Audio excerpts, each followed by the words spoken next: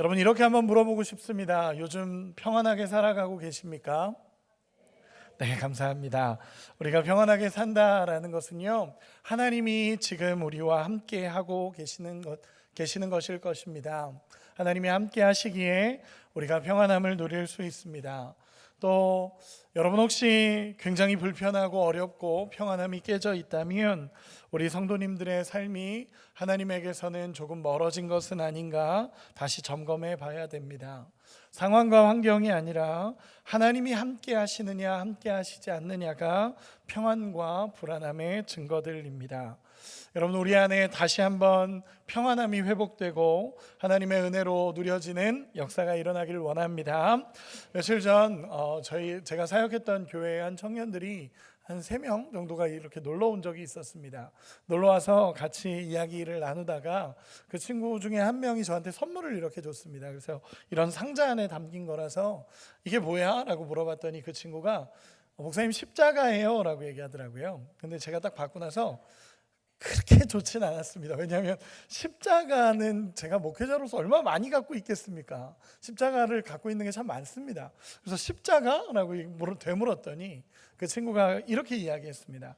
목사님을 생각하는데, 제가 한 7년 8년 전에 사역했던 교회 청년들인데, 목사님을 생각하면서 어떤 선물을 해보면 좋을까 하다가 예수님이 생각이 났다라고 합니다. 그래서 이렇게 십자가를 준비했어요 라고 얘기하는데, 그 말을 들으니까 마음에 감사가 이렇게 쭉 오더라고요. 그래서 고맙다 그러고 세워놨는데, 그 십자가가 좀 특이한 십자가였습니다. 그냥 십자가인데 예수라고 써있는 십자가였습니다. 그 십자가를 보는데 다시 예수님이 떠오르면서 우리 주님과 함께하는 게 참 행복한 일인데 내 삶은 지금 어디를 향하고 있을까를 다시 한번 점검해지는, 또 뭉클해지는 예수님과 함께하는 시간이었습니다. 여러분, 예수님이 함께하시는 삶이 가장 행복합니다. 믿으십니까? 우리 옆 사람에게 축복합시다. 예수님이 함께하시는 삶이 가장 행복합니다.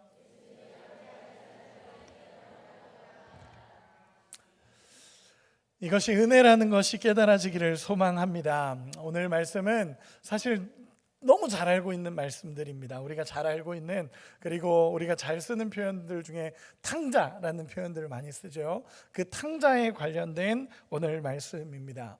그런데 그냥 탕자라고 하면은 그냥 단순히 집 나갔던 아들이 돌아온다 이런 개념도 아니고, 교회를 떠나 있는 사람을 향해서 그냥 탕자라고만 표현하는 것도 사실은 아닙니다.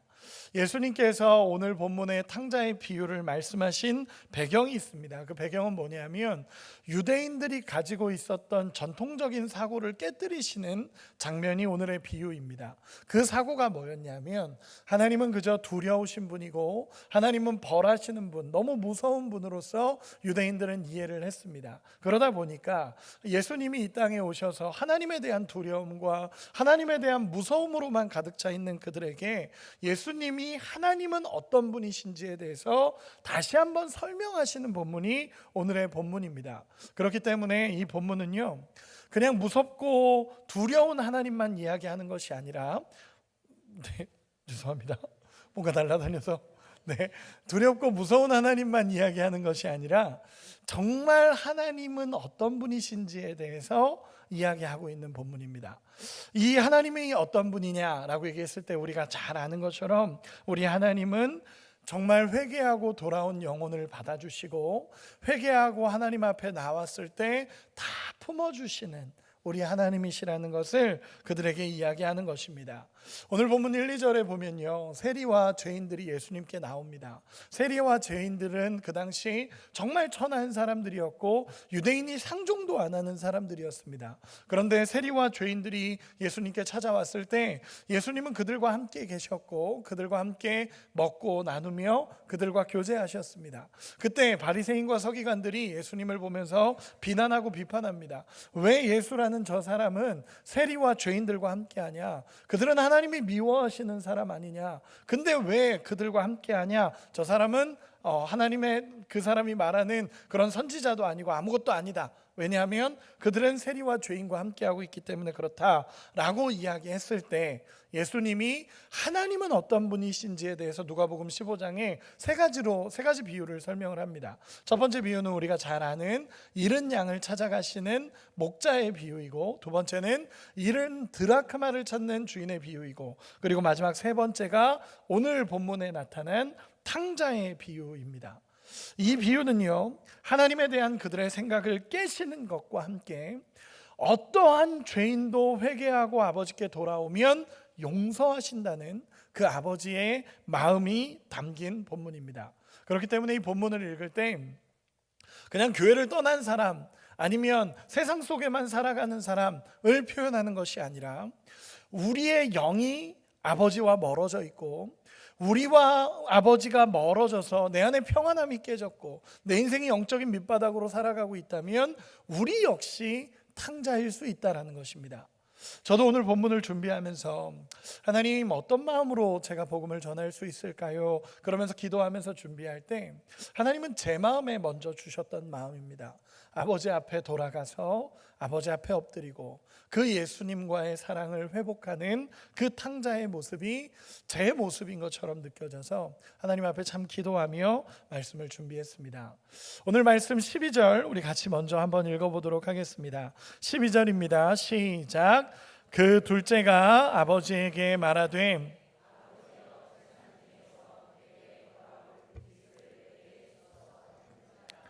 아버지가 그 살림 각각 나눠 주었더니. 아멘. 오늘의 본문의 장면은요, 작은 아들이 둘째 아들이 아버지께 찾아가서 내게 돌아올 유산을 달라라고 말하는 장면으로 시작이 됩니다. 내게 줄 분깃을 주십시오라는 이 분깃이라는 표현은 유산을 달라라는 표현입니다. 여러분, 이 행동은요 사실은 정말 잘못된 표현입니다. 왜냐하면 지금 이 시대야 아버지의 유산을 미리 받고 미리 상속받는 것이 그렇게 비판받을 일은 아닙니다. 그런데 지금 이 시대, 이 유대 시대의 당시의 유대법에 의하면 아버지가 돌아가시기 전에 미리 유산을 달라라고 얘기하고 그 유산을 처분하는 것은요, 아버지를 죽은 자로 여기겠다라는 표현들입니다. 그렇기 때문에 유대법에서는 절대로 통용되지 않는 것이 뭐냐면 아버지의 유산을 미리 받는 것입니다. 그 당시 재산법에 나와 있는 내용들입니다. 아버지가 살아있는 동안에는 재산을 분배받을 수도 없고 처분할 권리를 가질 수도 없다라는 것이 그 재산법에 있는 이야기입니다. 이 얘기는요, 그래서 오늘 본문에 나타난 이 둘째 아들이 아버지께 유산을 요구했다라는 내용은 아버지를 나는 죽은 자로 여기겠다라는 것이고 아버지와 함께 살아가지 않겠다는 것이고 아버지 없이도 살아갈 수 있다라는 교만한 모습을 나타내는 표현이 이 유산을 달라라는 표현입니다. 이 아버지를 찾아가서 유산을 달라는 것입니다. 더 이상 나는 아버지를 아버지로 여기지 않을 거고 더 이상 나는 아버지의 보호하심이 필요 없고 나는 아버지 없이도 당당하게 살아갈 수 있습니다 라고 말하는 교만함을 가진 표현이 이 표현입니다.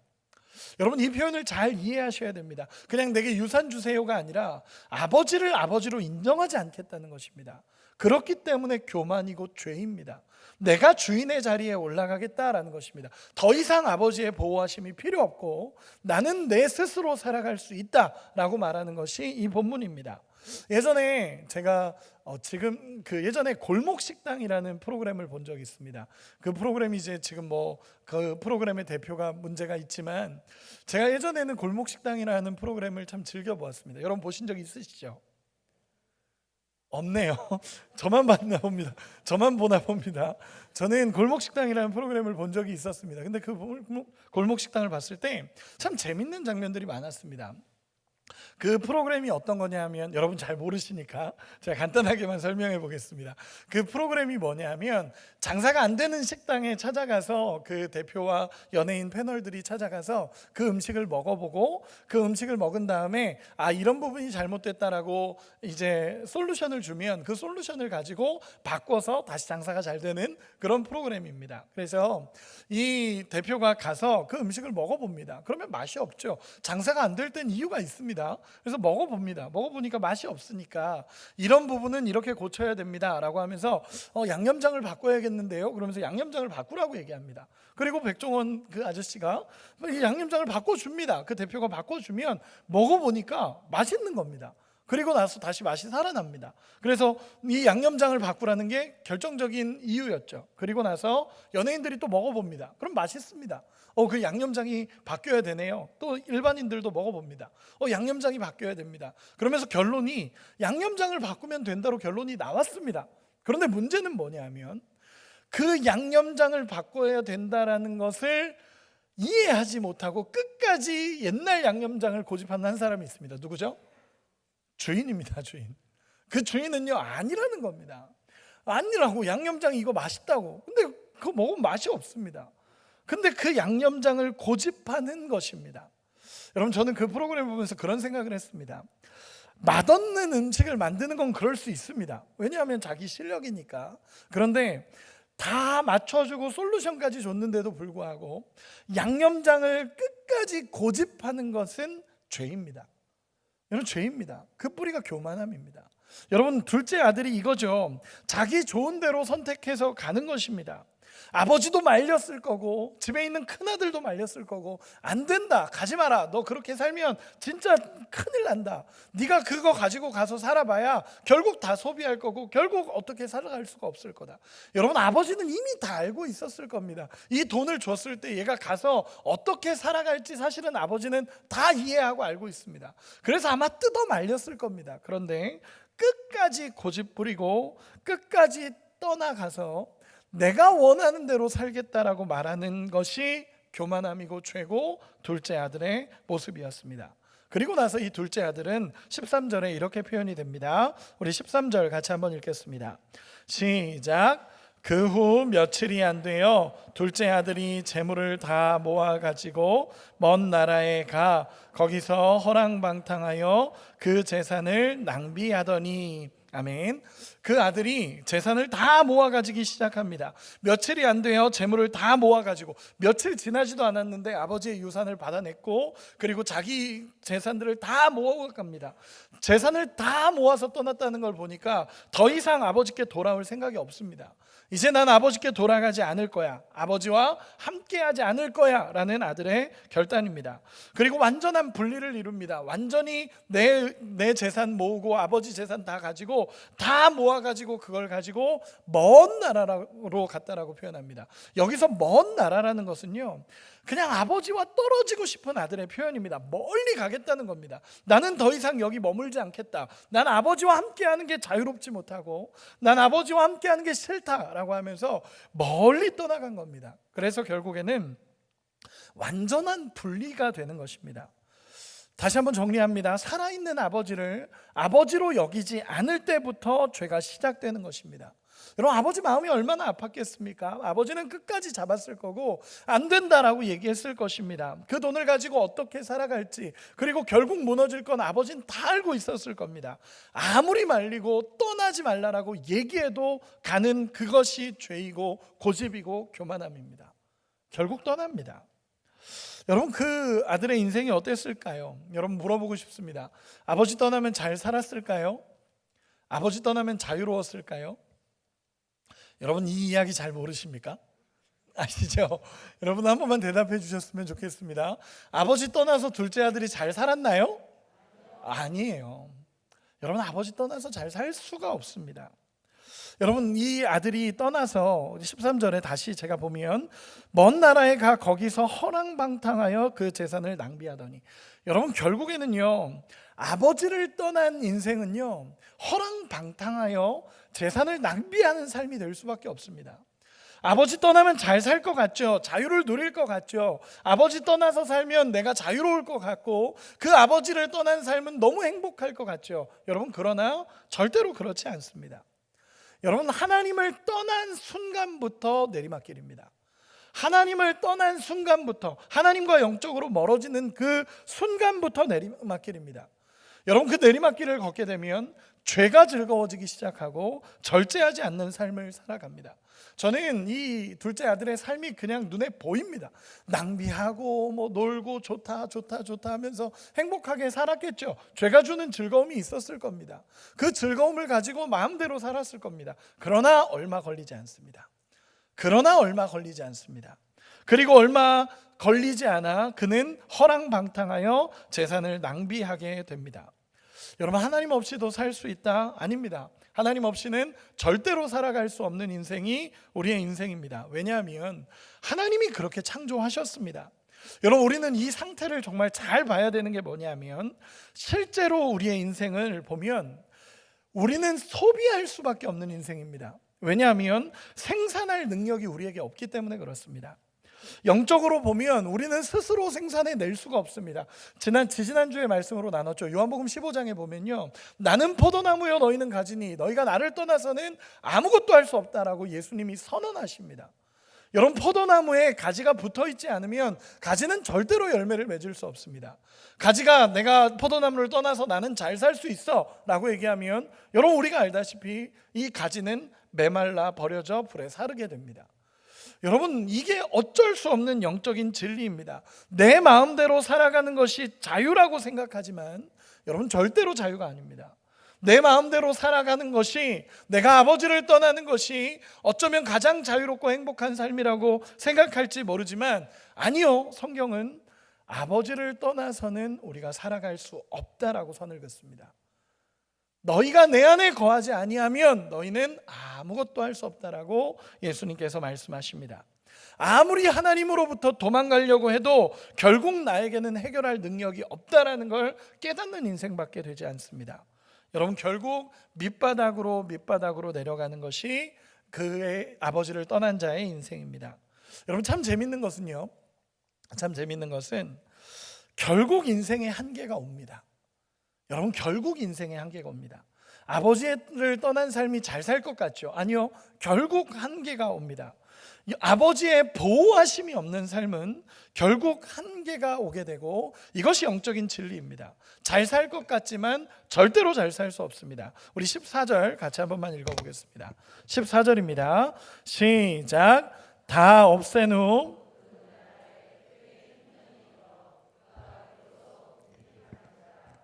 아멘. 다 없앤 후 그 나라에 크게 흉년이 들어 그가 비로소 궁핍한지라 라고 성경은 기록하고 있습니다. 여러분, 그가 다 없애기 시작합니다. 결국에는 소비할 수밖에 없습니다. 왜냐하면 생산할 능력이 영적으로 없기 때문에 그렇습니다. 결국에는 다 소비하게 되고 다 떨어지게 됩니다. 근데 그 순간에 흉년이 찾아옵니다. 여러분, 일반적인 것 같은 어려움입니다. 흉년은 모두에게 찾아오는 것 같은 어려움이죠. 자연적인 재난까지 겹치게 됩니다. 그러면서 그의 한계가 극에 달하기 시작합니다. 여러분, 여기서 잘 이해해야 될 것은 일반적인 어려움인 것처럼 보이지만 하나님의 사인일 수 있습니다. 모두에게 주어지는 일반적인 어려움인 것 같이 보이지만 하나님의 음성일 수 있습니다. 여러분, 이것을 깨닫는 은혜가 있기를 소망합니다. 그리고 나서 14절에 궁핍한 지경에 이릅니다. 아버지를 떠난 아들의 삶은 비참했습니다. 분명 아들은 아버지를 떠나 더 풍성하게 누릴 줄 알았고 더 자유로운 삶을 꿈꿨을지도 모릅니다. 그런데 결국 흉년이 들고 재산이 낭비되고 나니까 결국 궁핍한 지경에 이릅니다. 그런데 참 재미있는 것은요, 14절에 비로소 궁핍한지라 라고 표현합니다. 여러분, 비로소 궁핍한지라, 성경의 의도가 보이시나요? 드디어 궁핍해졌다는 것입니다. 드디어 때가 됐다는 것입니다. 여러분, 궁핍한 게 불행인 것처럼 보여지고, 우리가 무너진 밑바닥이 불행인 것처럼 보여지고 어려움인 것처럼 보여지지만, 어려움 맞죠. 그러나 하나님의 시선으로 봤을 때 드디어 이 사람이 돌아올 때가 됐다는 것입니다. 비로소 궁핍해진지라. 제가 자주 하는 간증 중에 제가 전도 대상자가 있습니다. 제가 전도하려고 하는 대상자가 있는데, 그 친구는 제 그 고등학교 때 중학교 때부터 친했던 친구입니다. 중학교 때부터 친했던 친구인데 친구가 너무 잘났습니다. 그 친구가 너무 잘났고 너무 잘 삽니다. 집도 잘 살고요. 자기 개인의 스펙도 엄청납니다. 우리나라 국가대표 해커로 있다가 뭐 엄청나게 좋은 기업에서 엄청 잘 살고 이제 가정도 잘 이루고 이렇게 살아갑니다. 그러니까 제가 그 친구를 전도하려고 중학교 때부터 이 친구한테 얘기를 하면 이 친구는 항상 하는 얘기가 있었습니다. 그게 뭐냐면 난 예수가 필요 없어요 라는 것입니다. 예수 믿어야 돼. 난 예수가 필요 없어. 예수가 내 삶에 왜 필요한지 설명해봐. 막 설명하죠. 저 나름대로 이렇게 설명을 해갑니다. 그런데 부족하지가 않은 겁니다. 공부도 저보다 훨씬 잘했고요. 공부도 훨씬 잘해서 훨씬 더 좋은 대학에 갔고요. 그리고 뭐 다 잘했습니다. 그 친구가 다 나왔습니다. 그러다 보니까 예수 믿어 라는 말이 그 친구에게는 굳이 내가 예수를 왜 믿어? 난 예수가 필요 없어. 내 삶을 봐. 예수가 필요 없어 라고 말할 수 있는 당당한 친구입니다. 근데 그 친구에게 제가 늘 축복합니다. 만날 때마다 정말로 축복합니다. 너에게 예수가 필요한 상황이 오길 기도한다. 축복입니다, 여러분. 엄청난 축복입니다. 제가 그 친구에게 늘 얘기하는 게 너에게 예수가 필요한 상황이 오길 기도한다. 저는 이게 축복임을 믿습니다. 그 인생에 예수가 들어가는 것만큼 축복은 없습니다. 여러분, 이 아들을 표현할 때 예수님이 이렇게 표현하는 것입니다. 비로소 궁핍해진지라.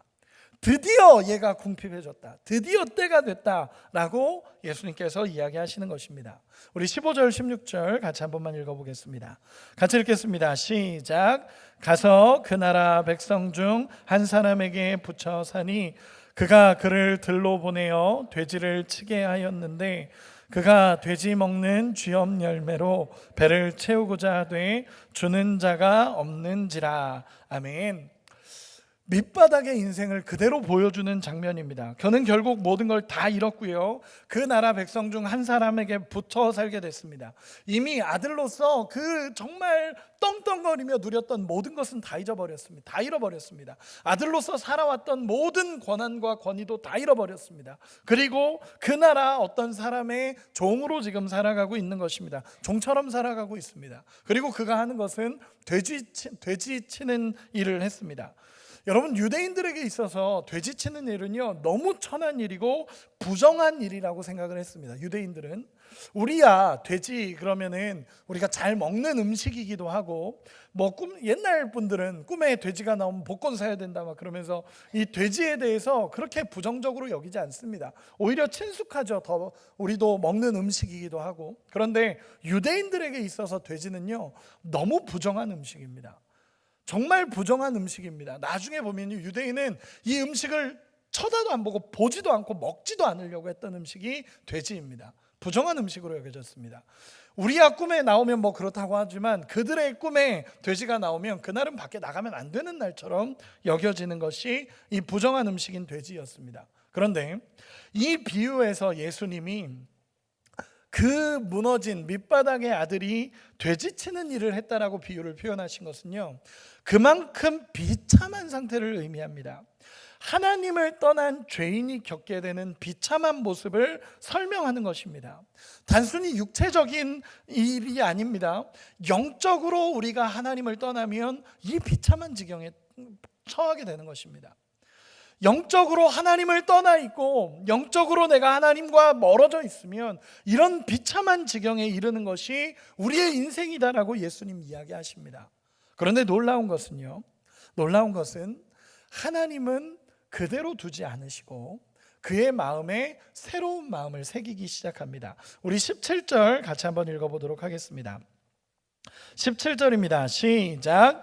이에 스스로 돌이켜 이르되 내 아버지에게는 양식이 풍족한 품꾼이 얼마나 많은가. 나는 여기서 주려 죽는구나. 아멘. 이제 비로소 궁핍한지라 이후에 하나님의 역사가 그에게 조금씩 일어나기 시작합니다. 저는 오늘 본문에서 회개에 대해서 이야기를 나누려고 합니다. 이 본문을 통해 회개에 대해서 이야기를 하려고 합니다. 여러분, 회개에는 과정이 있습니다. 그냥 내가 잘못했습니다 이게 회개가 아니라 회개에는 과정이 있다라는 걸 이 본문은 보여주고 있습니다. 첫 번째는 뭐냐면 돌이키는 과정입니다. 돌이키는 과정. 여러분, 여기서 아들이 스스로의 처지를 명확히 인식합니다. 우와, 나 이러다가 죽겠다.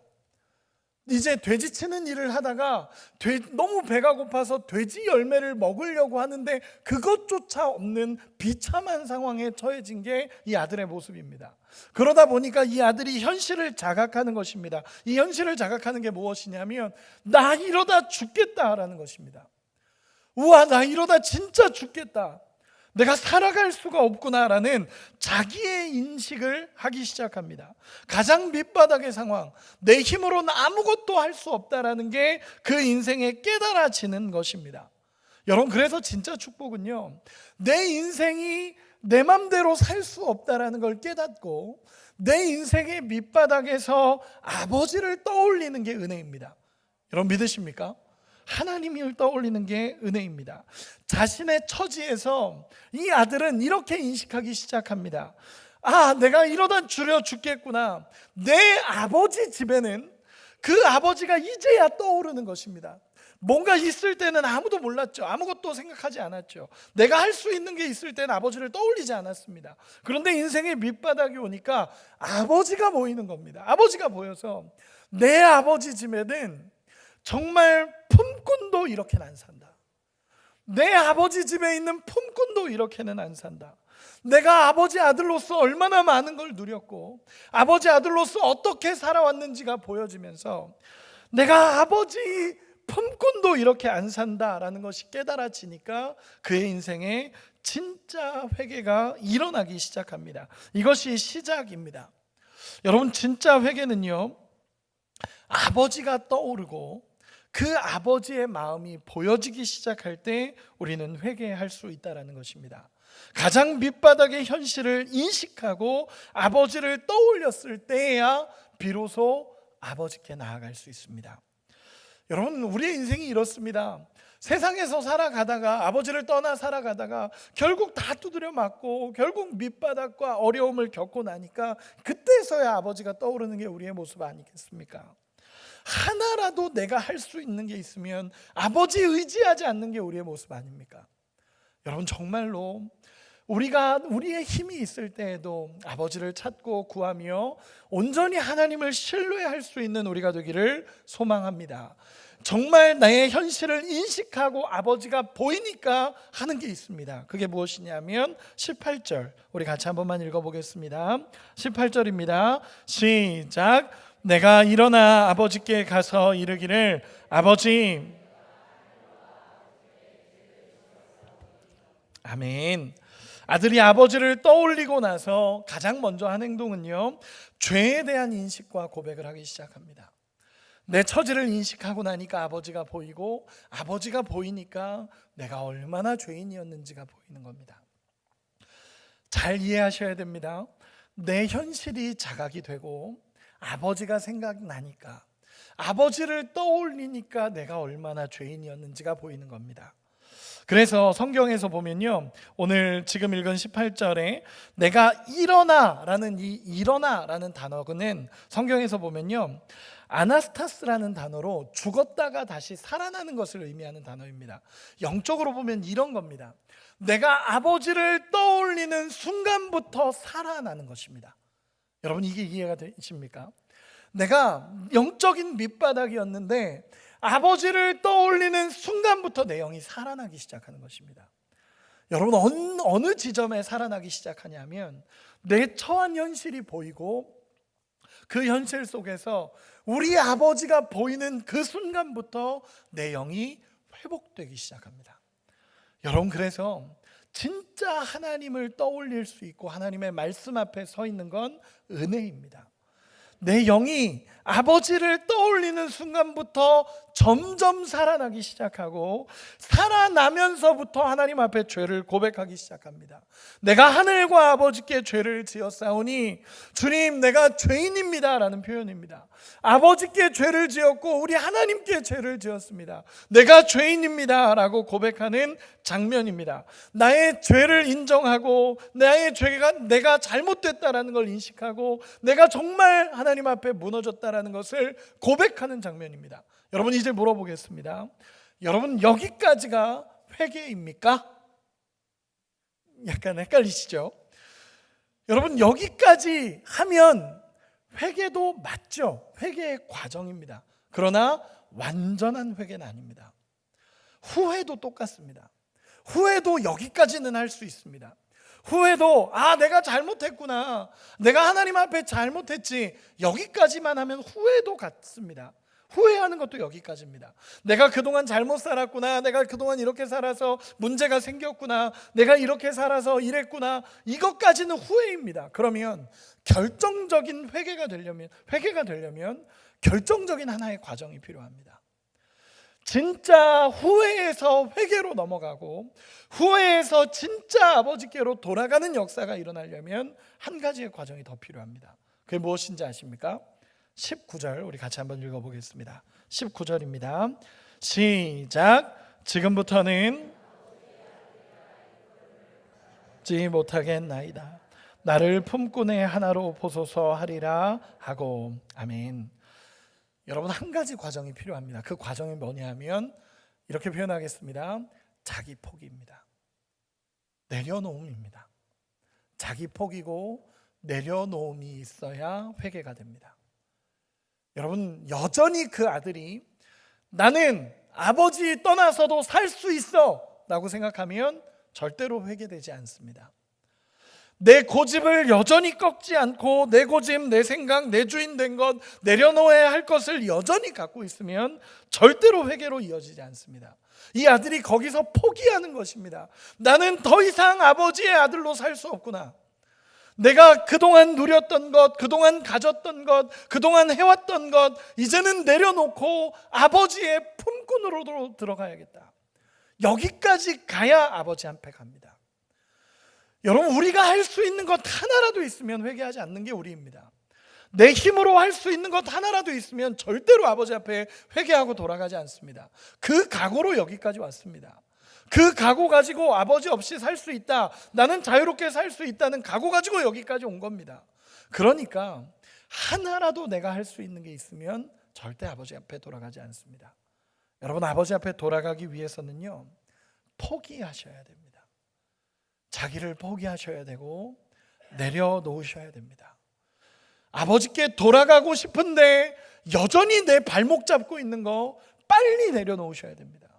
그래야 돌아가실 수 있습니다. 아버지 앞에 가려고 하는데 여전히 내 발목을 붙잡고 있고 여전히 내가 포기하지 못하는 것들 포기해야 돌아갈 수 있습니다. 아들에게 있어서 마지막 남은 것은 뭐였냐면 내가 아버지의 아들로서의 자격까지도 포기하니까 돌아갈 수 있는 겁니다. 재산 이미 다 잃었습니다. 권위 이미 다 잃었습니다. 가지고 있던 것 다 잃었습니다. 그런데 마지막 남았던 그 한 가지까지도 내가 이제는 아버지의 아들로서 살아갈 수 없습니다. 나를 품꾼의 하나로 아버지 보소서. 이 고백이 있어야 아버지 앞에 갈 수 있습니다. 그리고 그 고백이 있어야 아버지 앞에 나아갈 용기가 있는 것입니다. 여러분, 저는 그렇게 이번에 말씀을 준비하면 이런 묵상이 됩니다. 우리가 교회 안에 있지만 100번 1000번 하나님 앞에 나가서 기도한다 하더라도 내가 여전히 살아있고 내 의가 살아있고 내 고집이 살아있고 내 아집이 살아있는 한 아버지 앞에 나가도 진짜 회복이 일어나지 않습니다. 그렇기 때문에 우리에게 주시는 하나님의 음성인 것입니다. 내가 영적으로 하나님과 가까워서 평안함을 누리면 너무너무 감사하죠. 그러나 내 고집과 내 아집과 내 여전한 교만함이 깨지지 않으면 절대로 하나님 앞에서 온전한 회복이 일어나지 않습니다. 그래서 훈련의 핵심은 늘 자기 포기인 겁니다. 회개가 일어나는 핵심은요, 자기 포기고 내려놓음입니다. 저는 그런 분도 만났습니다. 어떤 분이 골프를 좋아하셨습니다. 골프를 좋아하셨는데 골프를 치러 이제 다니다 보니까 주일을 빼먹기 시작했습니다. 주일을 빼먹기 시작했고 저도 연락을 해서 오셔야죠 라고 얘기하는데 예, 갈게요 하지만 점점 이게 계속 골프를 하셨죠. 그러다가 사업이 어려워지고 나서 결국에는 교회로 돌아오셨습니다. 그분과 함께 이야기 나눴는데 저는 그분의 고백을 아직도 사실은 잊지 못합니다. 하나님이 저를 도우셨습니다 라는 고백입니다. 상황으로 보면요, 그분은 무너진 게 맞거든요.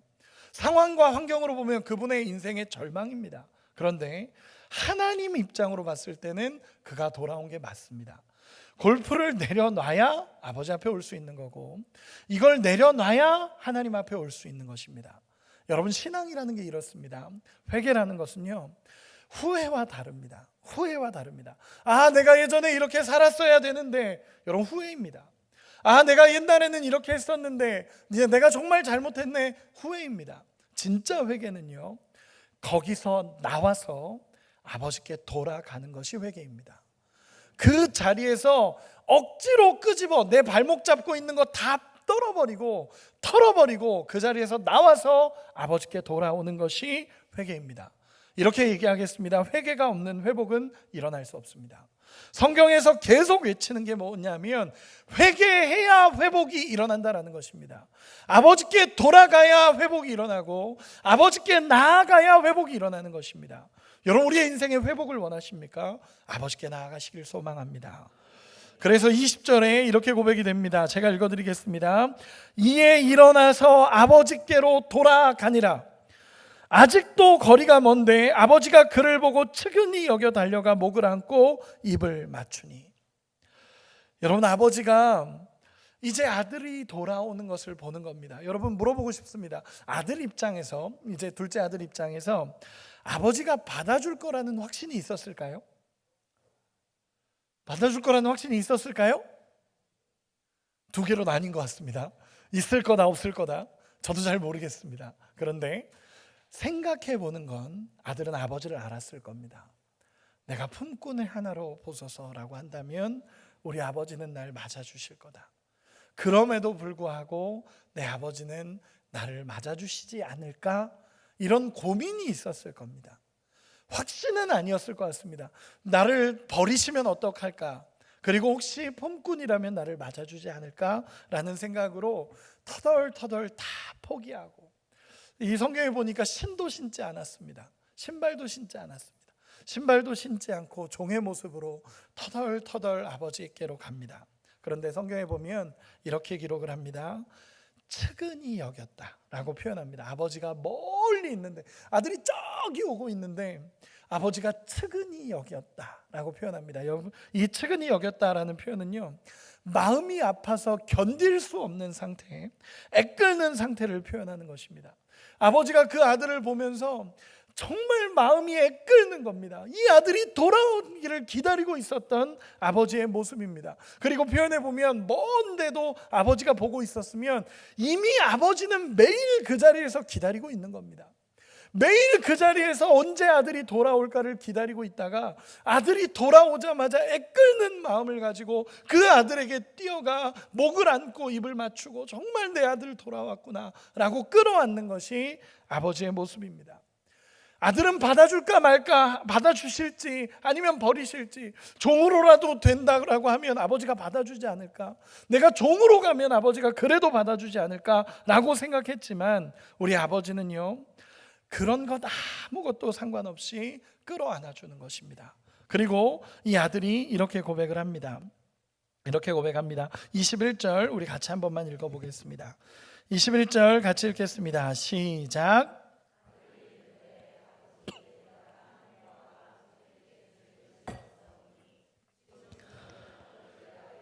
일걸음을 감당하지. 아멘. 여러분, 아들이 준비했던 멘트를 합니다. 준비했던 멘트죠. 이렇게 해야겠다라고 하는데 사실 그 멘트도 다 못합니다. 마지막에 품꾼의 하나로 보소서는 빠집니다. 왜냐하면 아버지가 끌어안는 순간 아버지의 사랑을 아는 겁니다. 아버지가 딱 끌어안는 순간, 아버지, 하늘과 아버지께 내가 죄를 지었습니다.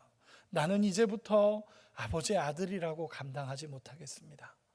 이게 그 고백으로 그저 나오는 겁니다. 조금 더 쉽게 표현해 볼까요? 제 언어로 표현해 보겠습니다. 아버지, 저 같은 놈이 어떻게 이런 사랑을 받습니까? 아버지, 저 같은 놈이 어떻게 이런 사랑을 받습니까?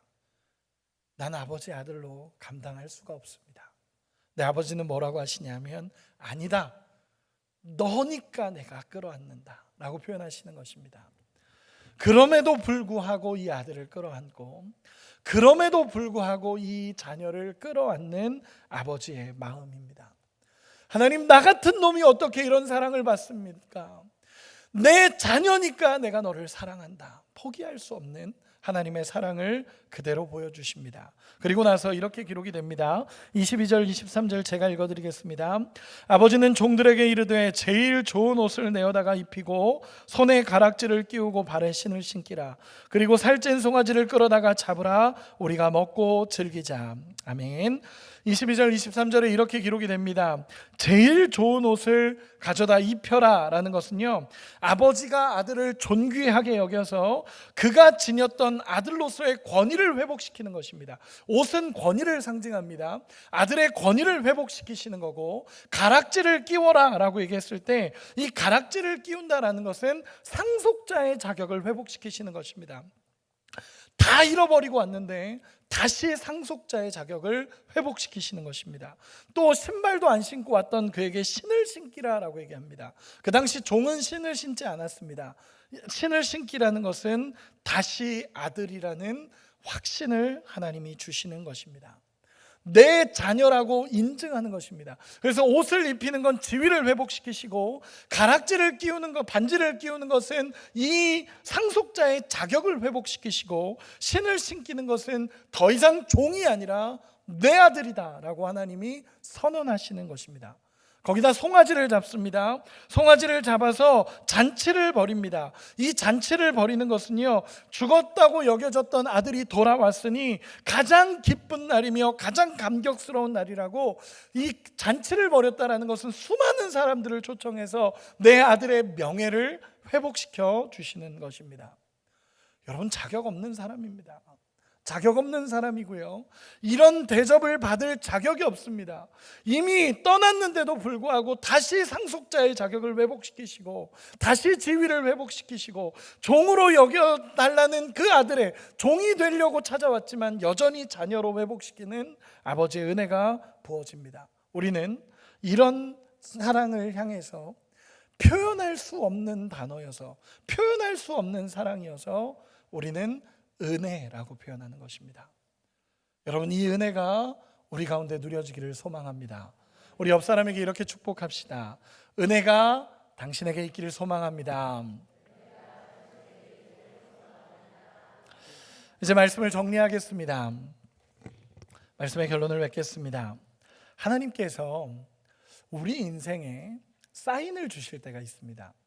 여러분, 돌아오라는 사인을 하나님이 주실 때가 있습니다. 여러분, 세 가지로 간단하게만 정리해 보겠습니다. 첫 번째는요, 우리 인생에 무언가가 자꾸 떠나는 것처럼 느껴질 때, 떨어져 나가는 것처럼 느껴질 때, 이 아들이 돈을 다 탕진했던 것처럼 우리 인생에 뭔가 빠져나가는 것처럼 느껴질 때, 내 삶에서 하나님이 돌아오라고 말씀하시는 사인임을 아시기 바랍니다. 여러분, 그런 은혜가 있길 소망합니다. 두 번째, 기근이 왔을 때입니다. 여러분, 일반적인 어려움이라고 느껴지는 시간입니다. 아니, 다 어렵지 뭐, 다 어렵지 뭐, 아니, 나만 어려운 거 아닌데 다 어렵지 뭐 라고 말하는 그 상황. 여러분, 일반적인 상황 안에 나를 향한 하나님의 사인이 담길 때가 있습니다. 일반적인 상황인 것처럼 느껴지는데 나를 향한 하나님의 사인이실 때가 있습니다. 여러분, 그때는 하나님 앞에 돌아오셔야 합니다. 여러분, 그런 은혜가 있길 소망합니다. 그리고 마지막으로 궁핍해졌을 때, 이때는 언제냐면 내 능력으로 살아갈 수 없을 때입니다. 여러분, 그럴 때가 있지 않으십니까? 우리의 인생에 내 힘으로 할 수 없을 때가 찾아옵니다. 그리고 그때는 진짜 돌아와야 할 때입니다. 여러분, 아버지께 돌아오는 은혜가 있기를 소망합니다. 혼자 아둥바둥 살아가는 인생이 아니라, 그래서 밑바닥에 떨어져 버린 것 같은 우리의 인생일지 몰라도 회개하고 돌아오면 회복시키겠다라고 말씀하시는 아버지입니다. 내가 영적으로 아버지와 멀어졌다 하더라도 내가 다시 주님을 떠올리고 회개하고 내려놓고 아버지 앞에 나아가면 그분은 우리를 다시 살리겠다라고 말씀하십니다. 우리가 잘못 알고 있는 것이 있습니다. 하나님의 사랑이 너무 커서 내가 아버지 앞에 나가지 않아도, 내가 잘못해도 하나님은 알아서 나를 살리실 거야. 아니요, 잘못된 얘기입니다.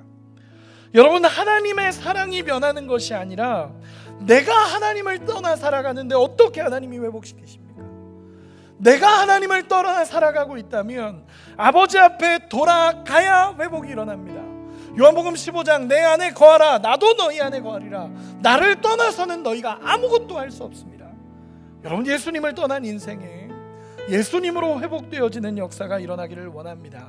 내 안에 굴복하고 하나님께 돌아가야 되는데 여전히 내 발목 잡고 있는 것들이 있다면 포기하고 내려놓아야 갈 수 있습니다. 상자는요, 아버지가 기다리는 것 상상도 못했을 겁니다. 알지도 못했을 겁니다. 그런데 아버지는 지속적으로 매일 그 자리에서 아들을 기다리고 계셨습니다. 돌아가면 됩니다. 돌아가면 그분이 맞으시고 그분이 회복시켜 주십니다. 여러분, 그런 은혜가 있기를 소망합니다. 마지막으로 이렇게 하나만 이야기하고 마무리하겠습니다. 시편 42편 1절에 이렇게 고백을 합니다. 사슴이 시냇물을 찾기에 갈급함 같이 내 영혼이 주를 찾기에 갈급하나이다 라고 고백합니다. 여러분, 이 사슴에 대한 비유입니다. 사슴들이 짝짓기를 할 때는 실제로 목이 타는 듯한 갈증을 느낀다고 합니다. 그리고 사슴은 혓바닥이 얇아서 몸에 수분이 부족해지면 혓바닥이 입천장에 붙어서 엄청난 고통을 느낀다고 합니다. 그래서 물이 귀한 중동 지방에서는 사슴이 사력을 다해서 시냇물을 찾아다닌다고 합니다. 그래서 그 사슴이 시냇물을 찾다가 못 찾으면 뜨거운 태양 아래 죽어가는 것이 사슴의 모습입니다. 이 사슴에게 갈증은 죽음입니다. 그렇기 때문에 오늘 이 시편 본문에서 사력을 다해 시냇물을 찾는 이 사슴의 갈급함이 우리의 인생에서 하나님을 찾는 갈급함이 되어야 된다라고 성경은 이야기하고 있습니다.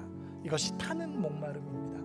여러분, 우리의 인생에 사슴이 시냇물을 찾기에 갈급함 같이 내 영혼이 우리 주님을 찾기에 갈급한 은혜가 있기를 소망합니다. 돌아오시면 회복시키시는 분이 하나님이십니다. 그분의 은혜를 경험하고 우리 주님께 돌아가는 역사가 있기를 소망합니다. 우리 같이 찬양하고 기도하겠습니다.